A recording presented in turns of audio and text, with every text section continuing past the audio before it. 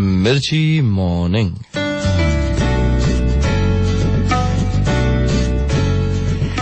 દસ વર્ષ પછી આ બધી વાતો પર હસવું આવશે.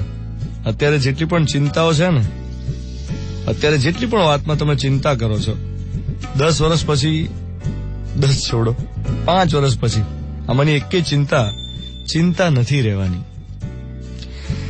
ઓફિસમાં પ્રમોશનની ચિંતા હોય, ઓફિસના પોલિટિક્સની ચિંતા હોય, બિઝનેસમાં ટર્નઓવરની ચિંતા હોય, રિલેશનશીપમાં સ્ટ્રેસ હોય, ઇમોશનલ ઇમ્બેલેન્સ હોય, ઘરમાં કોઈની સાથે બનતું નથી, કોઈને પપ્પાની વાતો અકળાવે છે, કોઈને મમ્મીની વાતો અકળાવે છે, કોઈને લાઈફ પાર્ટનર જ આખો અકળાવે છે, બાળકના ભણવાની ચિંતા સતાવે, કંઈક એવું છે કે જેમાં મજા નથી આવતી, કોઈ એવું છે જેના મેરેજ નથી થયા અને મેરેજની ચિંતા સતાવે છે, કોઈના માટે હેલ્થ બહુ મોટો ઇસ્યુ છે કે હેલ્થ સારી નથી રહેતી, કોઈને વિદેશમાં સ્થાયી થવું છે પણ વિઝા મળતો નથી, કોઈને ફેમિલીમાં પ્રોપર્ટી અંગે વિખવાદ છે, 1000 જાતના પ્રશ્નો દરેક જણને હોય.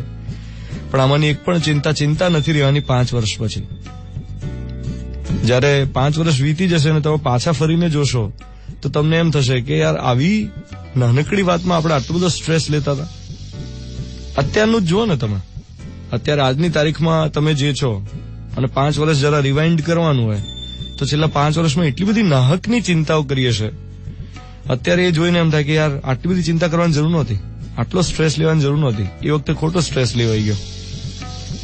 એકચ્યુઅલી આપણે એટલા ક્યારેય સુખી નથી હોતા જેટલું આપણે ધારી લીધું છે, અને આપણે એટલા ક્યારેય દુઃખી નથી હોતા જેટલું આપણે ધારીએ છીએ.